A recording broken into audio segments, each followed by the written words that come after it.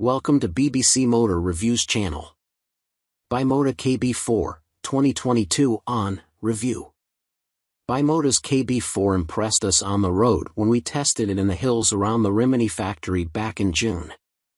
The combination of lightweight, high-spec and the flexible, easygoing Kawasaki Ninja 1000 SX engine made for a bike surprisingly friendly and usable on the road, unlike the more extreme, race-bred machinery the company is best known for.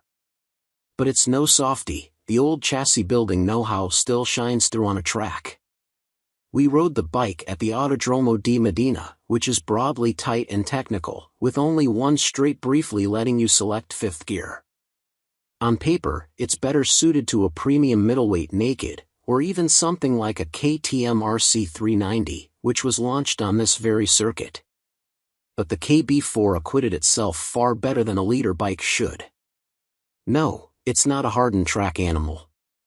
If you do all or most of your riding on track, the BMW M1000RR or various Ducati Panigale V4S available around the £30,000 asking price will be a better bet. But for predominantly road use and maybe the odd road bike-only track day, the BIMOTA KB4 is a strong alternative with performance to satisfy all but highly skilled track dayers.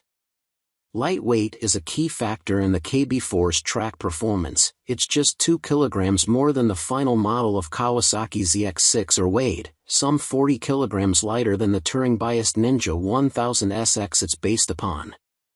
It does cost twice as much as the SX, but at least you can see where the improvement effort has gone. It's also very short, thanks to an underseat radiator fed by those distinctive air ducts running from the nose, through the fairing and into the self-supporting carbon seat. The design allows the engine to sit closer to the front wheel. It's 8 mm shorter than the ZX6 or reference point, and a whacking 60 mm less than the Ninja SX, but there's still room for a long swing arm within those dimensions, which promotes grip, natural anti-wheelie and stability. The first 7 corners, taken in third, are in quick succession, flicking left and right. The KB4 goes from one side of the tire to the other with ease, the front Pirelli Supercorsa SP finding the apex without excessive effort. BIMOTA tweaked the Öhlins NIX30 fork and TTX36 shock from the cushy road setting to something firmer, and they provided ample support and feel despite the cool and slightly damp conditions of the day.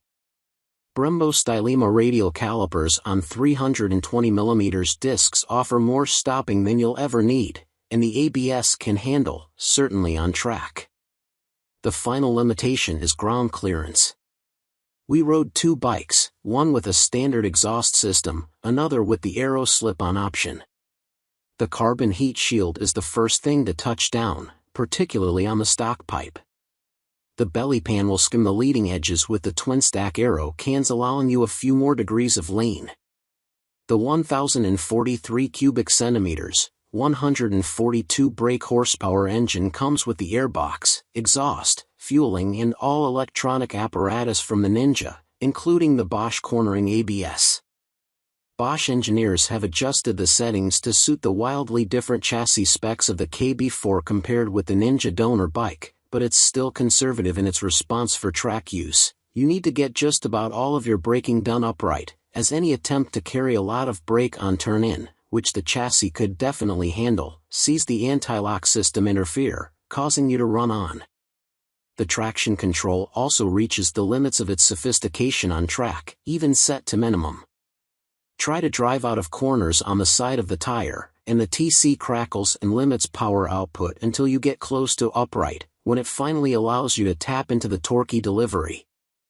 There isn't a separate anti-wheelie setting, but it will allow the wheel to lift around a foot through the first few gears as you gas out of tight bends, managing the lift in a not too abrupt way, bringing the wheel down without sacrificing too much drive. It's not a slow bike by any means, but the road-oriented power curve will be obvious in the company of 1000 cubic centimeters race replicas. Peak torque is at 8,000 RPM, peak power at 10,000.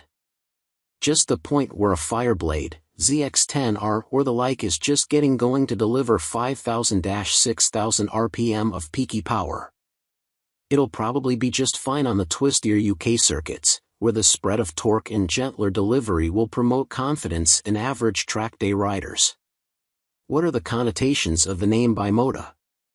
High-class chassis, with innovative design and beautiful finish? Or just another flaky Italian company, with patchy build quality and precarious financial security? Quite probably both. BIMOTA owners take the rough with the smooth. They know ownership won't be easy. But, what machines they are. Even the supposed duds are firm favorites with owners. The Mantra, with its Elephant Man looks, is a sweet handling, high-class alternative to the Monster 900 it shares an engine with. BIMOTA's fortunes were turned on their head in 2019, when Kawasaki bought 49.9% of the firm, bringing full technical support with them. Design and production remains in Rimini.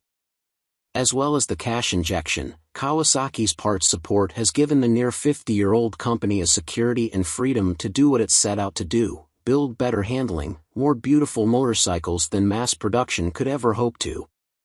The bikes aren't simply dressed-up Kawasaki's, running gear and ancillaries aside, they're distinctly Italian. Nearly everything is made in the Emilia-Romagna area. Brembo brakes come from Bergamo, the OZ racing wheels from a few hours north at San Martino di Lepardi. How the fit and finish would hold up to a winter of road salt is up for debate, but the engine and electronics should be just as rock solid as they are on the Ninja.